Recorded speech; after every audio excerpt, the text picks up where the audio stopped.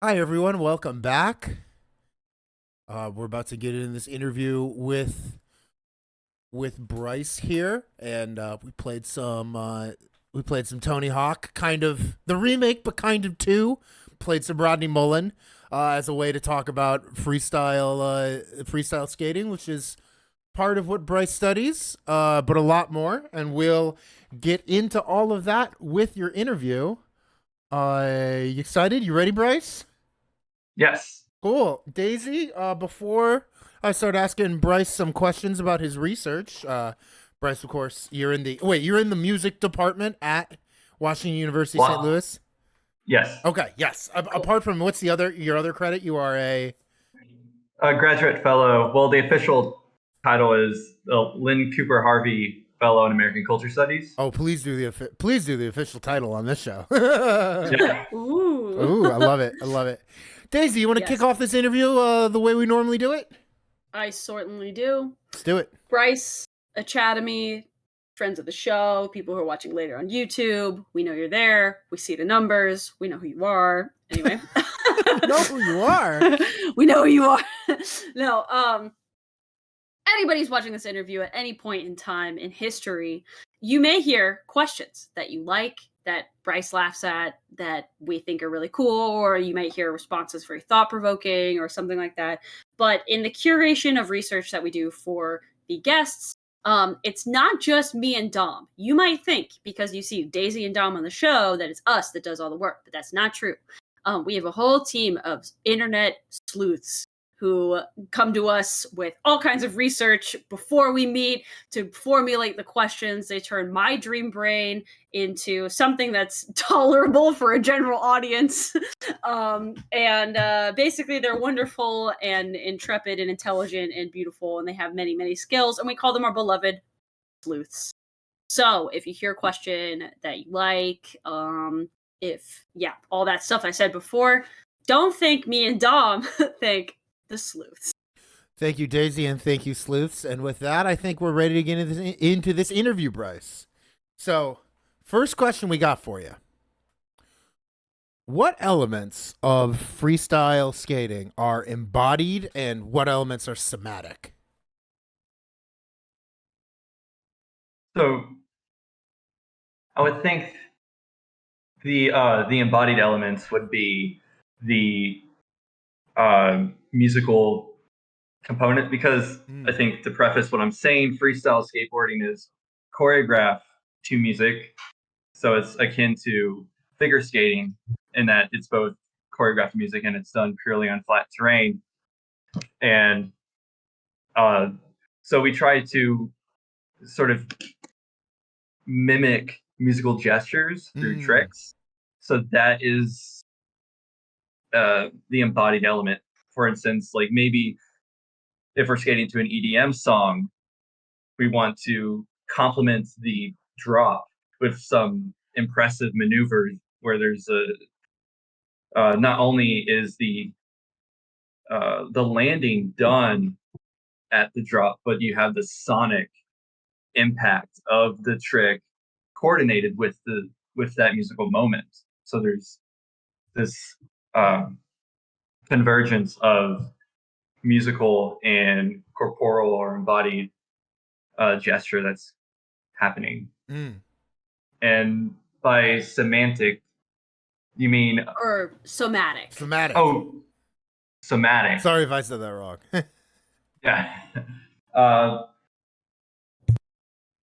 I think just so that's like the tactile component of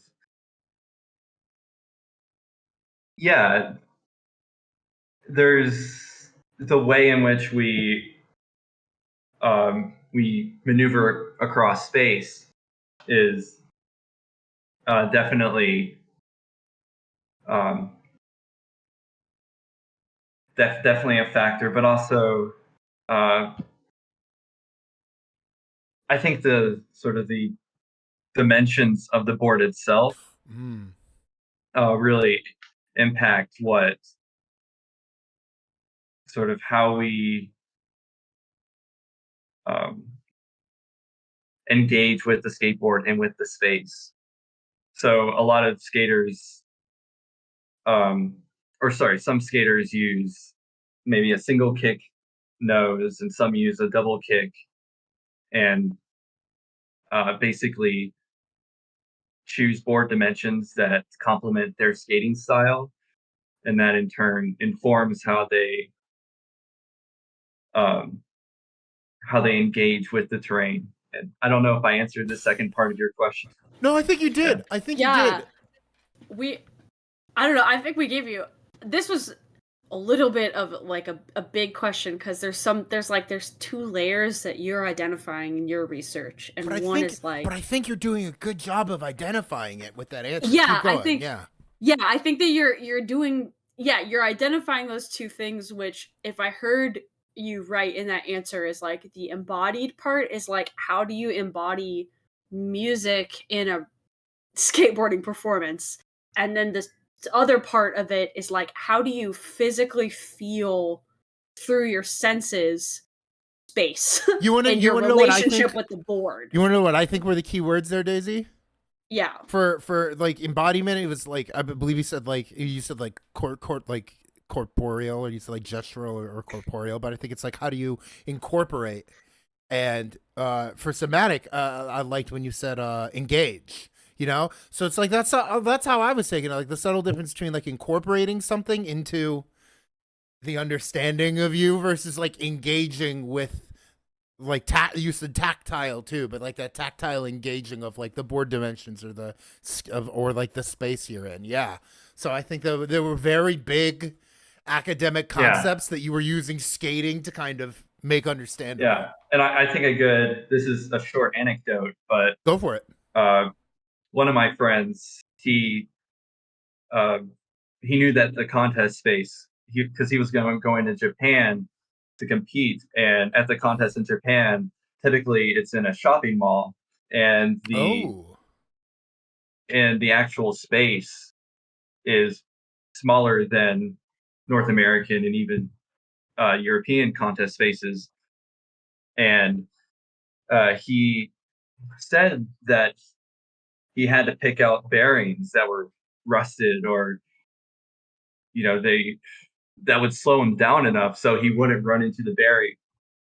So there's this relationship between equipment, space, and sort of knowing through your own body. Yeah. Or imagining your body in that space. This is so cool. I'm like, you have to, it's like anticipatory. You have to be able to like anticipate how your body will feel using rusted versus brand new equipment versus, this is like the trucks tightening a lot versus not that much. Like your body senses all those little tiny movements. And it is so cool that you're documenting that with music. Yeah. It's like this other moment, I don't know, filling of space with a thing that's not tactile. Anyway. I'm just gonna geek out about it. You're really cool. Okay. It's a lot. Yeah, it's a lot. Who's that? Is that a Catherine Young article? Gestures, corporality. Yes. Yeah, you know what I'm talking about? I haven't heard it. What's her name? She's a folklorist. She's Catherine Young. I think she might have been in like a performance studies department, but she's trained in folklore. Yeah. You named off like all of the words. You would need to search it on Jay's story in your answer. You know what I mean? Gestures, incorporeality, and the fate of phenomenology. Yes. Yeah, phenomenology. She's a real performance scholar. Yeah. I once my academic claim to fame is that I once got Catherine Young to say Hadouken in a panel, but that's not a story for now. But yeah, that is to say a lot of the performance phenomenology. A lot of what we're talking about is like the feeling of doing. Yeah. It's just you are coming at it with your but I think that's kind of like the job of an academic sometimes, is to come at it with a very specific example that like, I heard somebody say portable concept once, and I've taken it like with me portably forever. But there's like a concept that you could pick up and take to like if from a specific example that you can pick up and take to lots of other examples. You know what I mean? And I feel like that's what you're doing with like this, like a very specific example of studying all this through freestyle skating in a way that makes it easier to understand in other examples. That's what I'm getting at. Yeah, and I like this idea of incorporeality, Yeah. and it relates so much to what I've been studying with acoustomology, which is knowing through sound and knowing through kind of using your memory as a way to gauge, you know, how well it might feel to embody a space.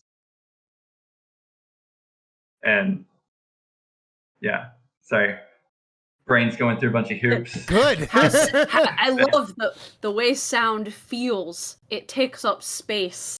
Like that's something that hearing people don't think about in the same way.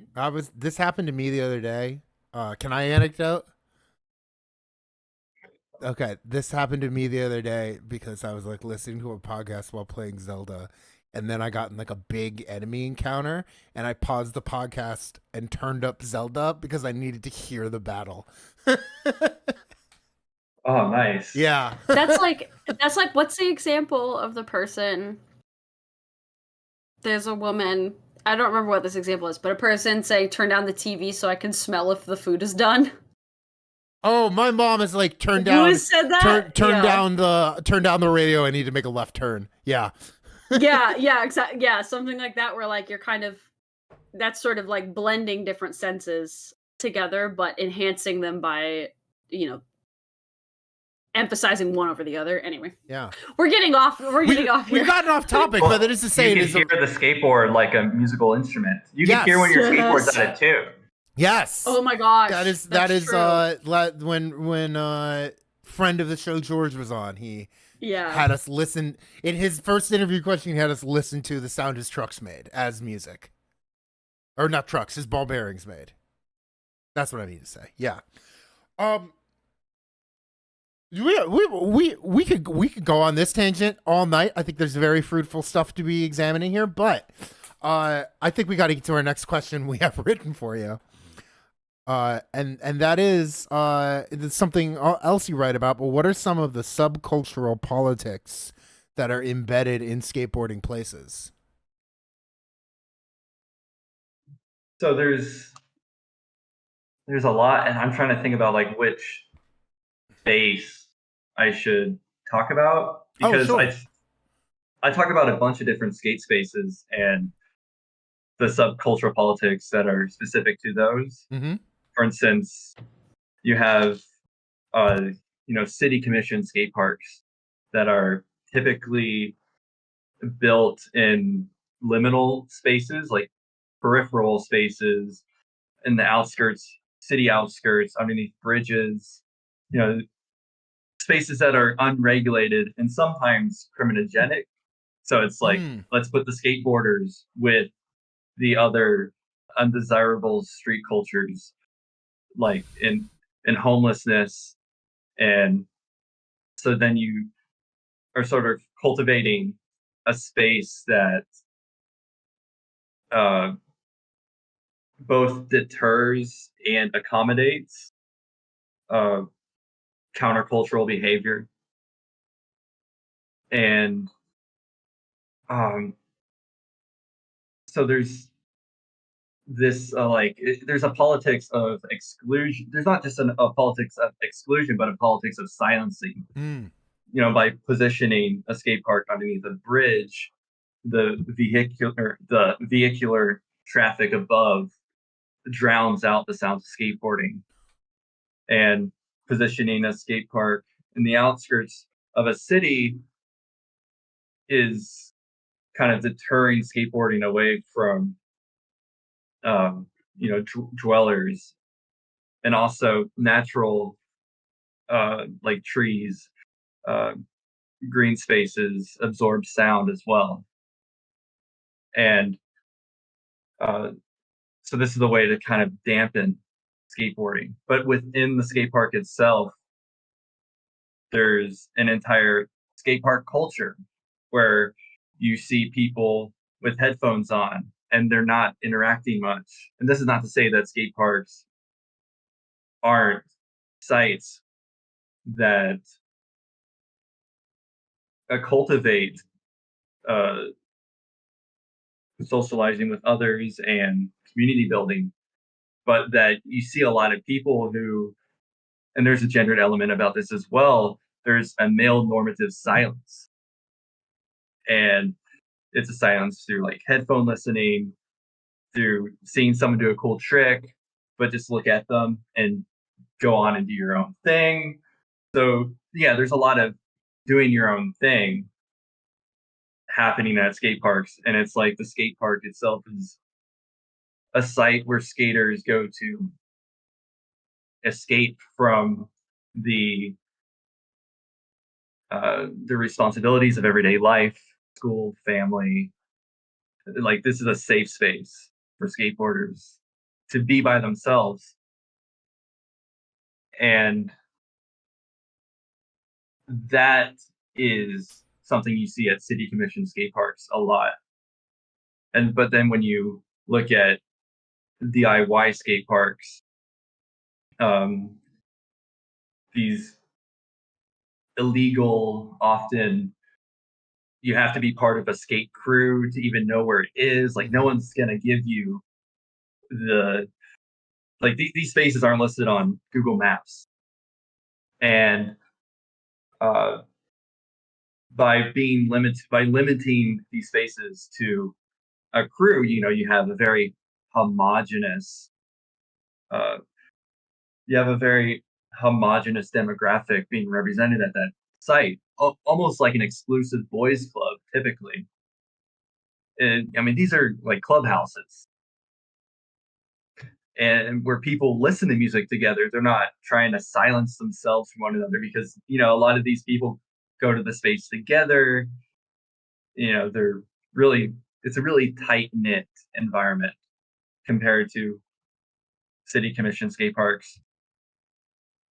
And then there's also city approved skate spots where you have um, a spot like the Undercroft in London, or South Bank, where skaters had to fight the city to kind of ossify their presence in that space. And now, uh, recently, Boris Johnson was like, this is the space. Skateboarding in the space is part of the cultural fabric of London. But, this sort of thing was something skaters had to fight for. And uh, yeah, and I may have diverted to a whole different topic. No, you did in the best way possible, because our next follow-up question was going to be about gender. And you got right to that, to the point where, Daisy, can you tell Bryce what you posted in the chat in all caps? I said I didn't think about dudes not talking to each other. It's the vine of the two guys in the hot tub. Like not talking. Oh my god, I was gonna say the two dudes going to the movies. Yeah. With the space in between the guys so that it's not gay. Like it's that, but it's the spatial size that male silent vibing. Yeah, that masculine silent vibing. Yeah, and that you get like double space, for every male that's there, so that that's so interesting. Oh my gosh. Oh my god, Dumbway Ranger. This is definitely not George, by the way. Okay. Thank you. Great. Yeah. But yeah, no, I thought that was a very interesting. It was a tangent I wanted it to go on. Yeah, totally. Yeah, that's really interesting. Like the difference between, the sort of like city condoned or created skate parks and then the DIY skate parks, and how like they both have. Oh, go ahead. Oh, sorry. I was just going to say that there's maybe the way in which subcultural capital is measured in skateboarding as well. Ooh, go because on. These city commission skate parks function as training facilities. Like this isn't considered actual skateboarding that's going to get you in the magazine, at least in street skating, where in street skating, your currency for appearance in magazines and in a team video is the stuff that you do, the stuff that you discover and find in the streets or on the street side. And but there's a caveat in that what you do at a DIY skate park can get you in a magazine, because this isn't like a training facility. Like this is something skaters created together. Yeah. Makes sense. Mm-hmm. And thinking a lot about, subcultural capital and prestige and how that's measured. And yeah, it's almost like, how countercultural are you? And definitely. Yeah, and in some ways, even though there's city commission parks, they might be more countercultural than the DIY ones, depending on who's asking the questions or what the space, who takes up the space. That's very interesting. I would be so curious to know how all of them are voting, if they are at all. Anyway, who are they resharing on Reddit, I guess? I'd be very curious. That's cool. Yeah, that is very interesting. Subcultural capital. I'm thinking a lot about folk groups, but I am a folklorist. But I think we're basically talking about kind of the same, larger mechanisms. Yeah. Yeah, and how groups get to reinforce each other. Exactly. Things like that. Mm-hmm. Yeah. That's cool. Dang. Yeah, and I think I forgot to mention this the reason why I brought that up, saying that city commission skate parks function as training facilities and how that relates to what I said before, is that at a training facility, you're minding your own business and you're just working on your craft. Whereas at the DIY spot, these are spaces you created with other skaters collectively. Mm-hmm. And so there's more of an appreciation, there's more of a sense of togetherness with other people because of that at that space. Yeah. That's so cool. Completely forgot to mention that. Well, but that's a cool part, being able to actually see the community. We're all about the communitas. Yeah. The community. But that they're being able to actually recognize and acknowledge that they're creating something really unique and special together. Oh yeah. And then also be able to understand the complicated nuances of what it means to be a group, because therefore it means that there's something that's not the group. So how does that have a relationship to the other members of the sort of skating universe? That's cool. Damn, that's cool. Okay. Bryce, we got one more. We got one more big question. We got one more big question, then the rest are going to be kind of rapid fire. But the last big question we got for you is something you almost got to in a previous answer, and I'm very excited. And that is, how do freestyle skaters use the liminal space between obstacles to perform? Oh man. So, we gave you a bunch of big brain questions. You said liminal space. I'm like, oh, you're about to do it. You were it's big brain, but I've been thinking about this and actually wrote an entire chapter of my master's thesis about this. Oh, hell yeah. So, at a skate park, because I'm going to use skate parks as an example, because these are purpose designed obstacles. And at skate parks, the obstacles facilitate skaters' mobility through the space. And but to do freestyle skateboarding, you need to skate in the lacuna, the gaps between the obstacles. Yeah. And in doing so, you irritate a lot of people because you interrupt their flow. You're a rupture that interrupts people's flow across the space as a freestyler. And so whenever I see a lot of my friends post their freestyle videos of them doing their thing in a skate park on Instagram, I see that typically they are physically marginalized to the margins of the skate park, like actually socially and physically marginalized, because that's the only way they could coexist in that space without, this kind of uh, unwanted confrontation with other skaters. Yeah. Unwanted in the sense that you don't want to collide with other people, but also you don't want to get smacked in the face with a board or a fist, Not that would ever happen, but On purpose. yeah, you don't want to be, you don't want to put yourself in an unwanted situation. You're like hyper aware of the negative space, almost. And by negative space, I don't mean like bad space, but I mean like the space where there is nothing, absence, that's pressing on the other present objects. That's so interesting. Bryce said lacuna. I was sold at. I was sold at the typed Latin word. lacuna in the chat. I was like, oh yeah. I'm gonna turn this into a meme. I swear, this is gonna be good. Just a skate park, and you're just gonna like circle all the non-obstacles and be like, "Oh baby, look at those lacunae." No, it's just gonna be a picture of the flat street for freestyle. It's a damn. lacuna. Look at all this lacuna. Look at all this lacuna. I'm on it. All right. Well, Daisy makes your lacuna meme. We got some more questions. We actually have a whole series of questions that were about the Stoke sessions, which is the skate and surf studies conference that you went to recently.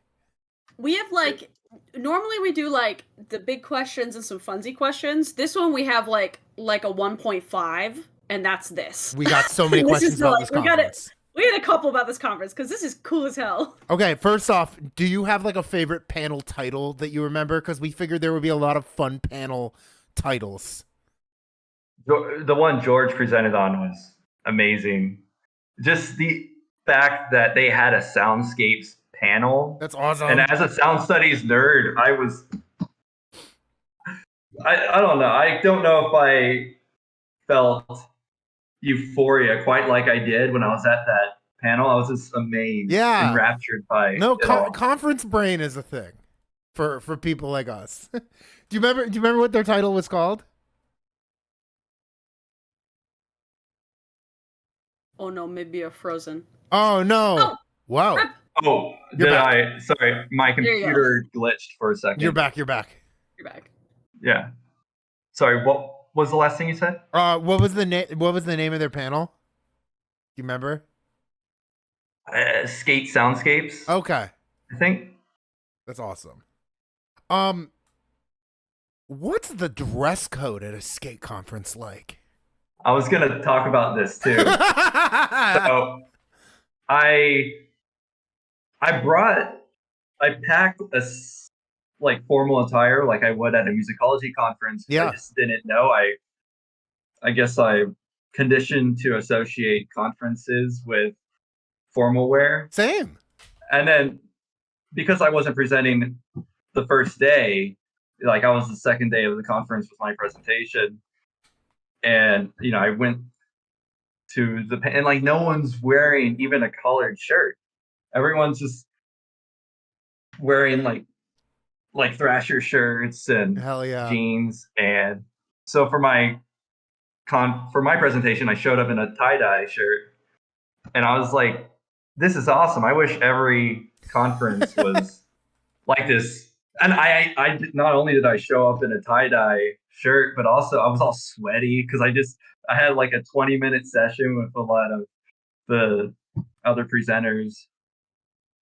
So I was just huffing and puffing and all sweaty, and like you skated before your panel? Yeah, right before. Where? You just all found a spot outside on the campus, at the San Diego State University. Oh, San Diego State, nice.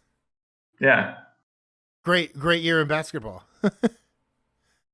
Oh yeah. Yeah, Dumbboy Ranger. No idea who that is. So that session was the highlight of his conference. Wonder who that could be. Okay, next question. What did Tony and Steve Hawk address in their keynote?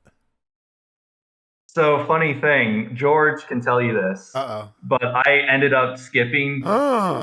We put you on blast. I skipped Tony Hawk's. Tony's watching. You know It he's happens. watching.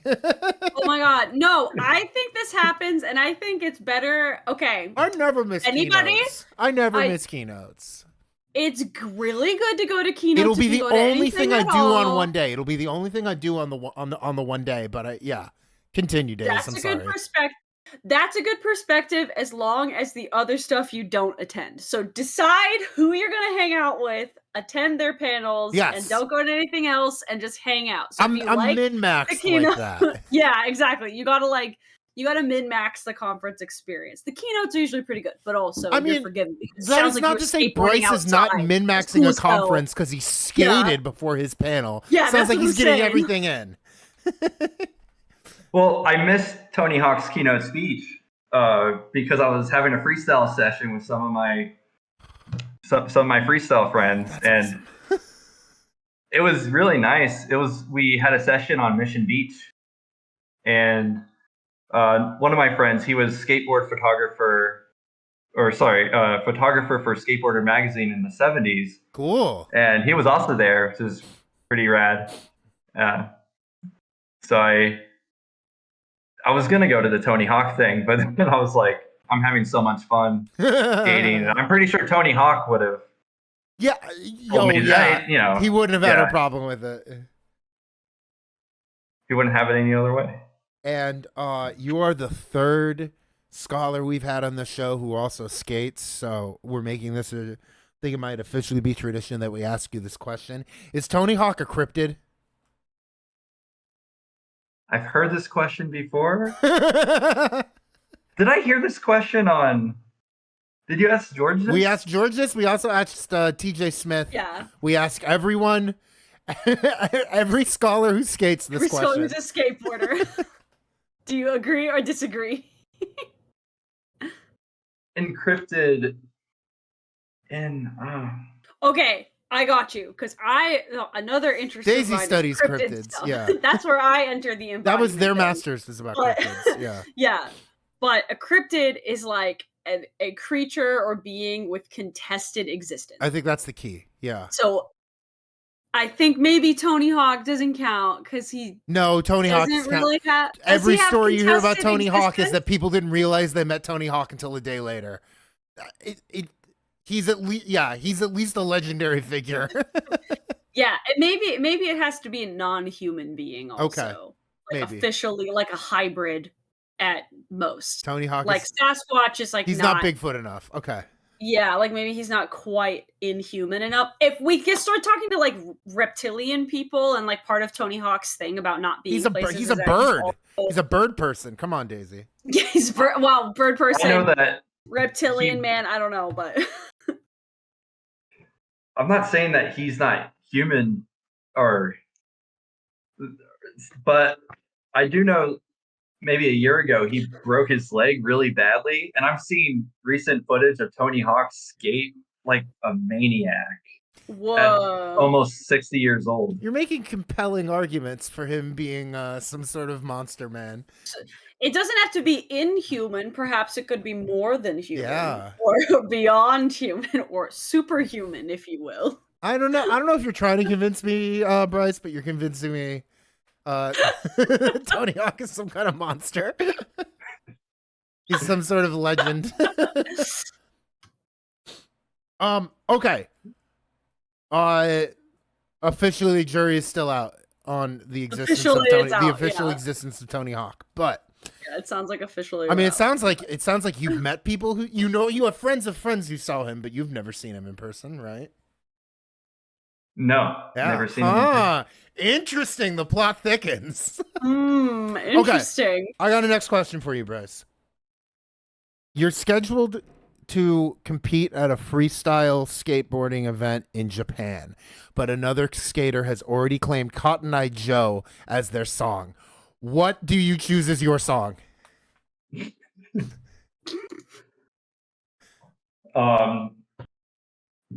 is a tough question. That is to say, Cotton Eye Joe is is a big part of like Japanese like freestyle Well, skating? so no. So one Japanese freestyler went to a Canadian contest, and I think he used a song in 2018 and 2019, and I think 2020 when they had it online because of COVID. Sure. But Yuzuki Kawasaki choreographed to Cotton Eye Joe, and it sort of became, his song in freestyle contest. Yeah. And that happens a lot. It like when you skate to a song, especially if you skate it to that song multiple times, it starts to become you start to sort of obtain de facto ownership Sure. of that song in the community in a way. Yeah. For instance, Girls Just Want to Have Fun. Oh, yeah. That you mentioned in your gameplay. I associate that with Ellie Myers because she skated to that song at Paderborn a few multiple years in a row, and that's that's her anthem in the community. Yeah. I mostly skate the EDM, so maybe an EDM track that is released by a Japanese artist. Oh, interesting. Good strategy. If I were to go compete in Japan. Nice. Okay. I like that. And thanks for contextualizing Cotton Eye Joe as well. Okay. And this is kind of the last, but what is the aural, like AUR, what is the aural sensation that a skateboard makes that you most associate with yourself?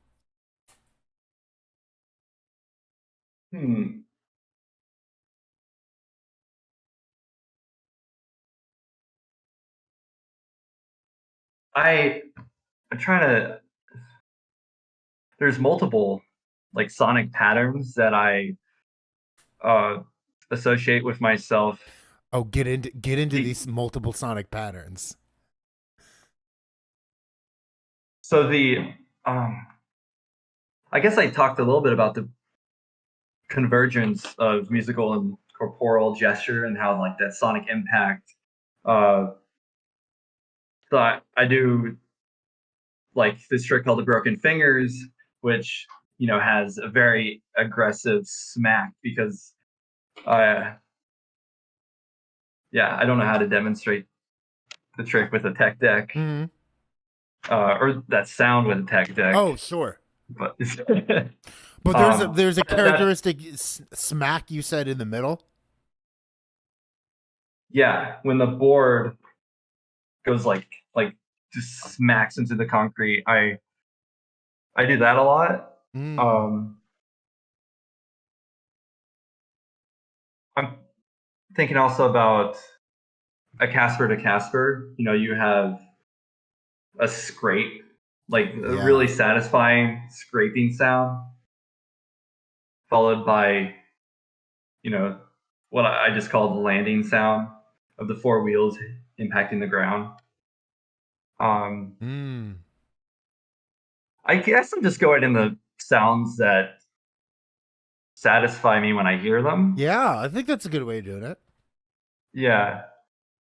I don't know if I associate those sounds with myself, but I'm just like, yeah, I really like that. Yeah, I think that counts. And then kind of the last one, the follow up to that, what is the most complicated trick you've ever pulled off?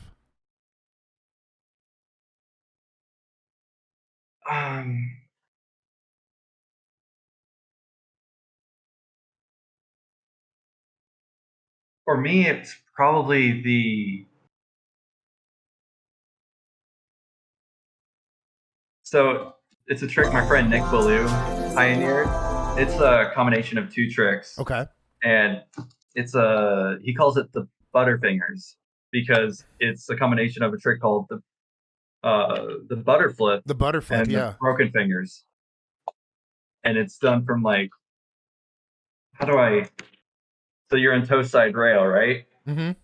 And you kind of put your front foot underneath the truck like that when you're standing on the side of the board, and then you jump. You like scoop the board with your back foot as you jump, and the board goes like that, and you land. And this stance is called 50-50. Yep. And you land on the truck with your front foot, catch the board with your front hand. And that trick I could probably do every 10 lunar cycles or something. But yeah. That's awesome. Daisy, while I get the last thing set up, do you want to ask Bryce's question from chat? Yes, I would love to ask you this question. From Dumbboy Ranger.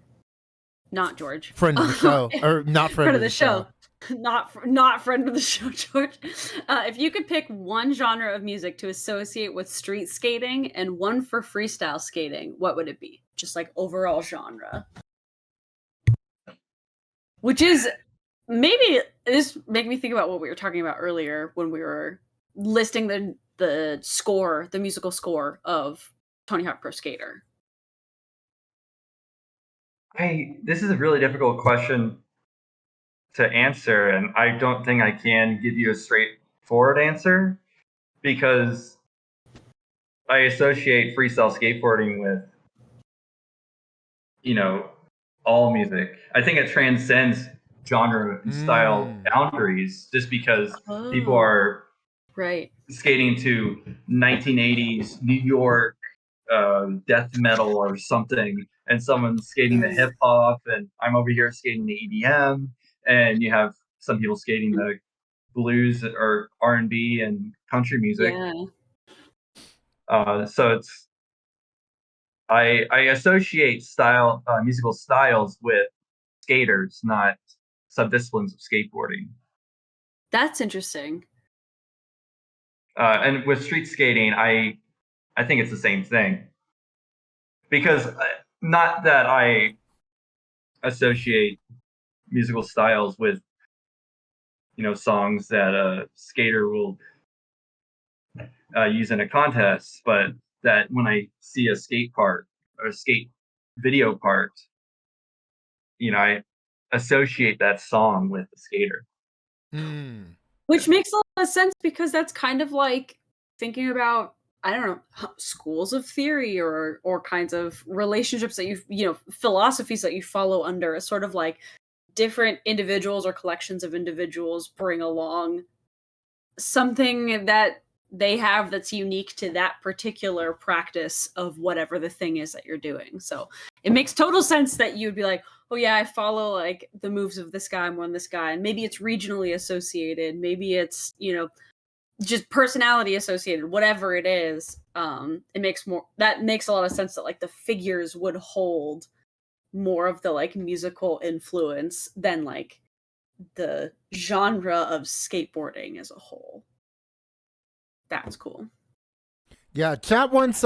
Chat is asking you to do "Shake It Off" by Taylor Swift.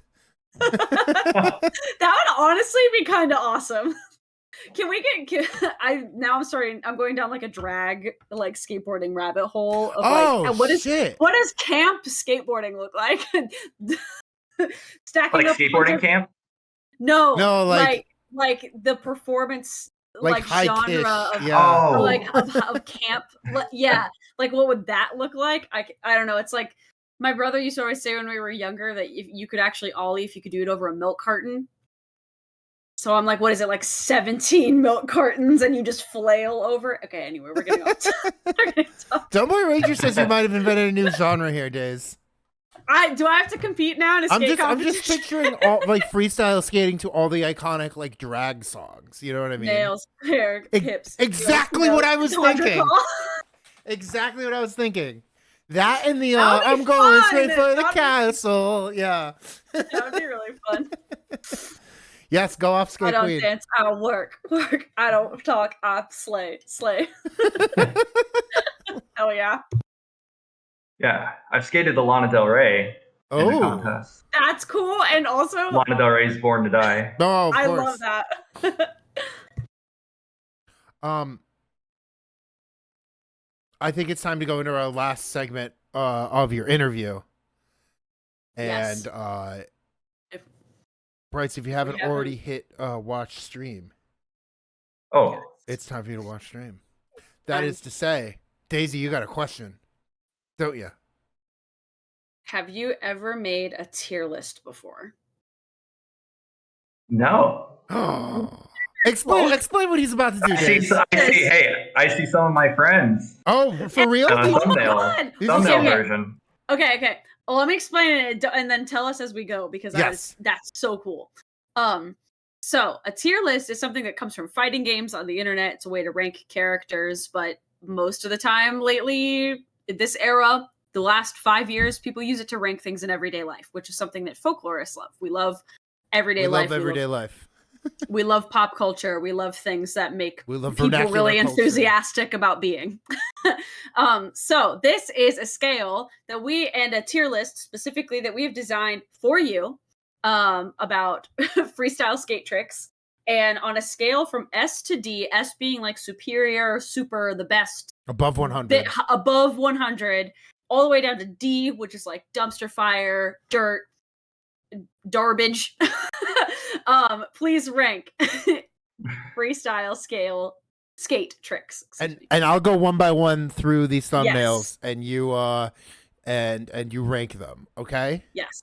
And it goes vertically and horizontally. Yeah. And we will make you choose. But Yes. feel free to rank them in any position. We can circle back. If you don't know one, you can leave it off, whatever. So Awesome. The first one here, starting off with an ollie. I'd have to say D. D. Oh, the straight bottom. to D. We love it. Straight to D moment. We need like a little button. Wait, can you zoom in? Who is that? I don't know. I think that was from the Wikipedia page for ollie. Okay. Probably don't know that. Yeah. Skater. But so why is ollie going right to garbage tier? Because it's one of those taboo tricks in a freestyle contest that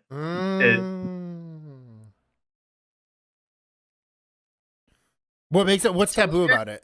Yeah. It's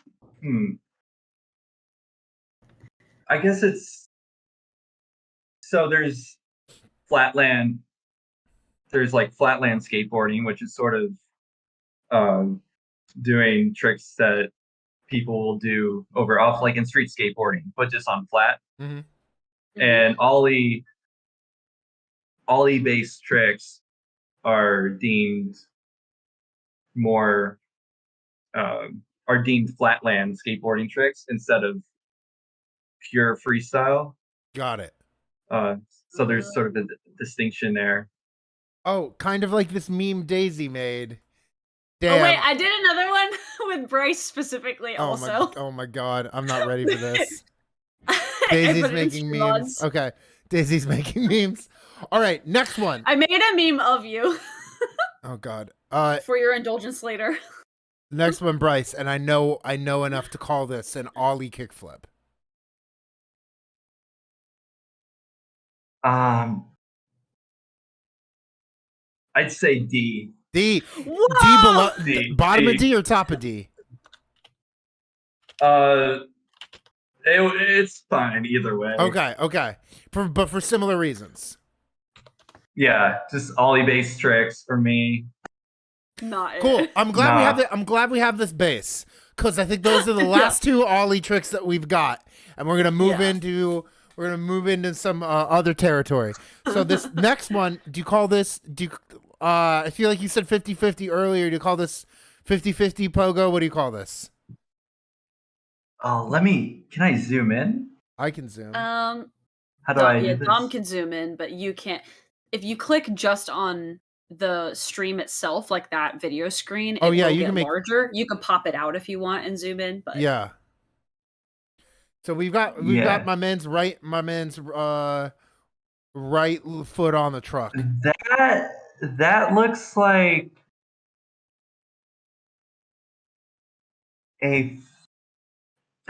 like the skater's about to do a sidewinder or something. Nice. I'd say I'd say A. Yeah. A. Okay. Ayo. Yeah. Nice. Next one's a Casper. Right? Yeah, that's Tony Gale. So you know this one. I'm gonna, yeah. Shouts out.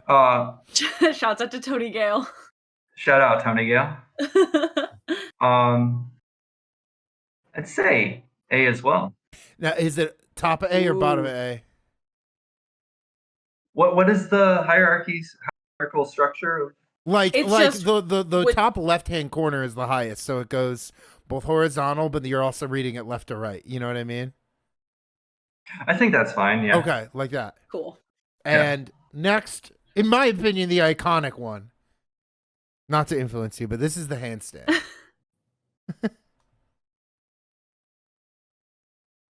I say. I'd say B. B. Okay. Ooh. Solidly B. It seems so. That's a hard trick to do. Is that common enough that like every person competing may do it at one point? Like, are there tricks that like people just do every single time? Yeah. Well, there's some people who are really good at handstands. To name a few: Eric Lowry, Ike Nagao.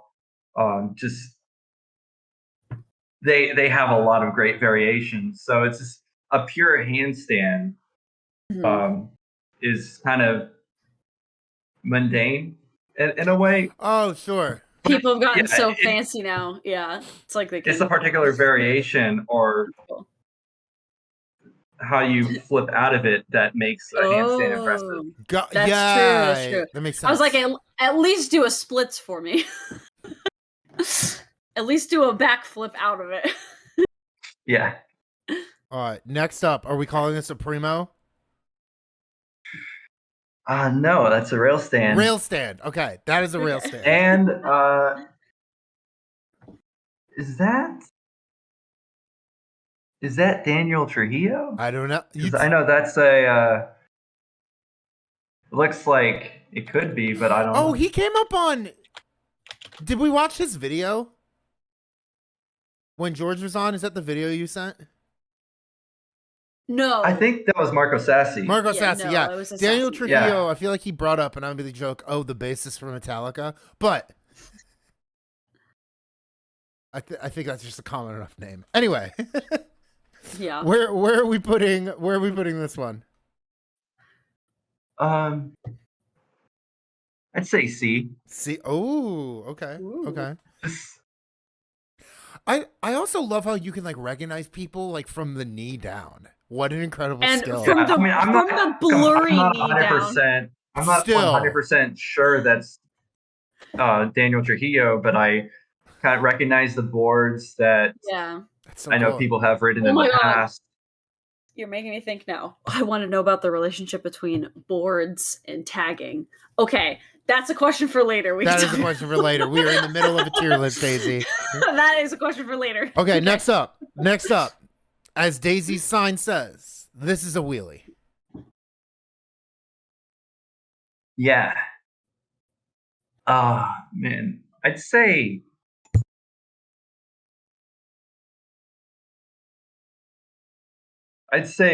C. Bottom of C or top of C? Bottom. Bottom. Just I'm trying to keep the ollie. I'm trying to subordinate I see what you're doing. ollie based tricks. Yeah, I see what you're doing. You're keeping it flat. Because to me that's not freestyle. That's It's good. flatland skateboarding. Okay, we got. Listen, we love strong opinions and boundaries on tier lists. Okay, Yeah. not enough people are setting them. Okay, we I got mean, this two. wouldn't even be a spicy take in the freestyle skateboarding community, but this is just how I feel about those tricks. I really want to see if either of these crack S. But in the meantime, we got two more, and this next one is spacewalk. B, yeah. So B behind Ooh. handstand. In front. In front. Let's go. Okay. Actually, no. Can I take back my? You can take back my answer? anything. You can take back anything. Okay, A. A. It's Oh. bottom of A here. Bottom of A. Yeah, bottom. Okay. You've got a whole theme. You got a whole theme. Actually, no. Put spacewalk middle. Middle. There. Wow. Well, I mean, no. Like top, of B? actually. Oh, like top of Top of A. top of B. Yeah, because like spacewalks are just really difficult. Yeah. I mean, not extremely difficult, but they require technique in a way that a Casper and a 50/50 doesn't. Sure. Good point. Yeah. Hell yeah. Dumbboy Ranger says can't confirm. All right. Last one. Last one we have on this tier list. Walk the dog. Oh yeah, A. Is this Which part of A? Which part of A? Oh man. And say a little bit about what Walk the Dog is.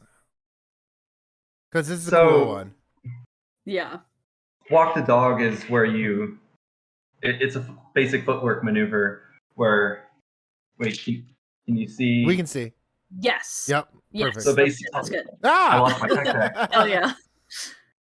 So where you're, oh wait, Oh, I saw that. yeah, A sorry, little higher, my tech skills need work. Well, a little bit. Keep the paper a little higher. Yeah. There you go. Yeah, exactly. I see. Okay. But how you do that with your fingers, you would do that with your feet. Yeah. Yeah, it's where you sort of rotate the board 180 degrees on the ball of your front foot over and over and over again. That's cool. So is this the top of A? I would say between the Casper and the 50/50. Okay. Okay. Pretty All right. cool.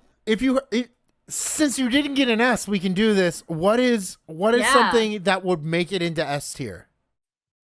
What is the elite freestyle What's move? like beyond A plus? This is A plus.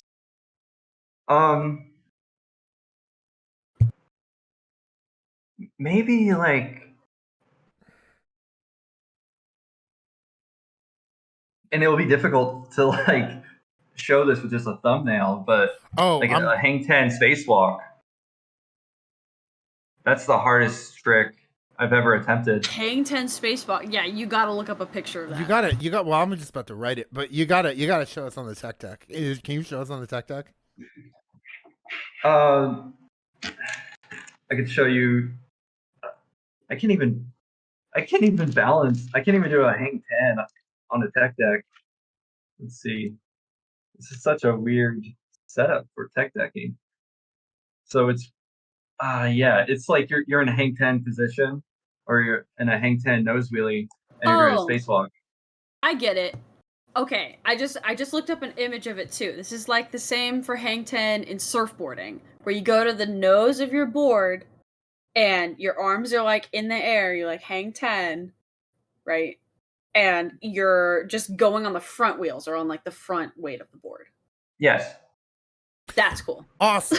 Yeah. So that is to say, if the spacewalk is like that, gets a 99. This is the trick that gets it over 100%. I see what you're saying. Yeah. Hey, Dumbboy Ranger in chat wants to know if you have opinions on Andy Anderson. Had to ask. Oh, Andy Anderson's rad. Yeah. I met him at the 2018 World Roundup, and he's just phenomenal, all-around good skater. Just killed it. Hell yeah. Well, Daisy, is this where I try to sum it up?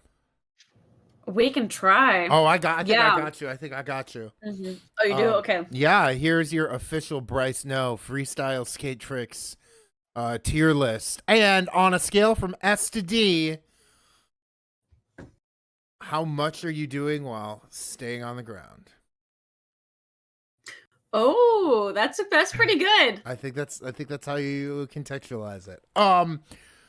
So that is to say, Bryce, we reached the end of your interview. I know you mentioned your social media, and I also think you have like the first published freestyle skate musicology paper. But if people want to see or read my or hear master's more thesis. from you, your master's thesis. If people want to see, hear, or read more from you, where do they go? What should they look for? I guess if you want to see rad skateboarding, or quasi rad, my Instagram, and post some of my skateboarding stuff on there. In terms of research, I don't really post a lot about that, but definitely at the next Stoke sessions. Oh, definitely. Man, Yeah. now I want to go. Also, random question from chat. Did you go to Hobart and William Smith? Yes, I did. Someone else in chat went there. Wow. Wait. Can this person reveal themselves? On Discord they can. He would have graduated in like 2012, so I don't know if you would have overlapped. Yeah, I graduated in 2019. How did they know about that? I think his That's so awesome. Daisy posted. I posted your Instagram, I posted your Twitter, and I posted well, this would have happened within seconds, so they might have Googled you or something. But also posted your MA thesis. Yeah, well, that's interesting. The link to it. And I know he teaches. He's a professor now. He teaches in South Florida. So, yeah. Oh, because in one of your shirts you're wearing a Hobart shirt, or one of your pictures you're wearing a Hobart shirt. Oh yeah. Yeah. Like, But we do have a whole Hobart, South Florida connection. That is crazy. I love that. Crazy. 'Cause in the South, I'm from Texas, and when I went to go to upstate New York for my undergrad, like no one knew about that school. And weird. even in Florida, it's like no one had any idea. Oh yeah. Everybody else. Dumbboy Ranger says, "Is skateboarding music?" No, we already had your interview, Dumbboy Ranger. Come on. Hello. Everybody in chat has already gotten into it, but ladders. I think skateboarding is a musical practice. Yeah, I think we have, as freestyle skateboarders, especially, have to demonstrate musicality in our routine, in the same way like a dancer, or we're curating a musical experience. I'm so glad that you two found each other. I legit like the distinction you made. Yeah. All right. Oh yeah. Ladders People in chat, are giving you ladders, which is like folklore for cheers. Folkwise for cheers. Yeah, thank you for the ladders. For cheers. Dropping those ladders in chat, and thank you, Bryce, for coming on the show. Thank you so much. Yeah.